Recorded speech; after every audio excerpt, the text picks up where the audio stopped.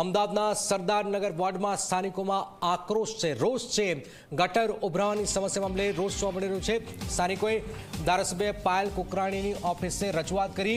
ધારાસભ્યને ત્યાં લોકો પહોંચતા જ એએમસીના અધિકારી દોડતા થયા.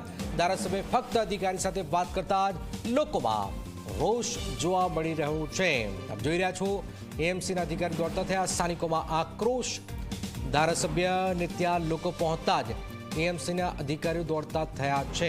અર્પણ જોડે છે. અર્પણ, કોણ છે આ સ્થાનિકો? શા માટે રજૂઆત કરી રહ્યા છે? શા માટે ધારાસભ્ય સામે આક્રોશ છે?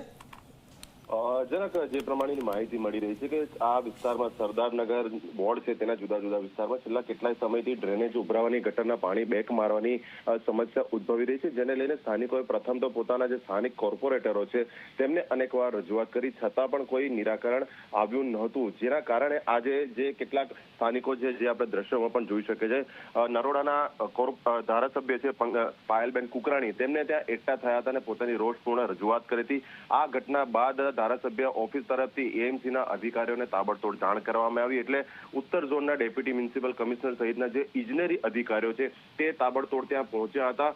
બીજી મહત્વની બાબત એ છે કે ધારાસભ્ય દ્વારા સ્થાનિકો સાથે વાત કરવાના બદલે સીધી અધિકારીઓને પોતાની ચેમ્બરમાં બોલાવવામાં આવ્યા હોવાનો આરોપ પણ સ્થાનિકોએ ત્યાં લગાવ્યો હતો. એટલે હાલ તો મામલે થાળો પડી ચૂક્યો છે, પરંતુ જે પ્રમાણેનો રોષ છે અને આગામી સમયમાં જ્યારે મ્યુનિસિપલ કોર્પોરેશનની ચૂંટણીઓ આવી છે ત્યારે સ્વાભાવિક છે કે આ રીતે પ્રાથમિક સુવિધાના પ્રશ્નોને લઈને લોકોનો રોષ છે જે સમયાંતરે હવે જોવા મળી શકે છે. જનક, બિલકુલ આભાર.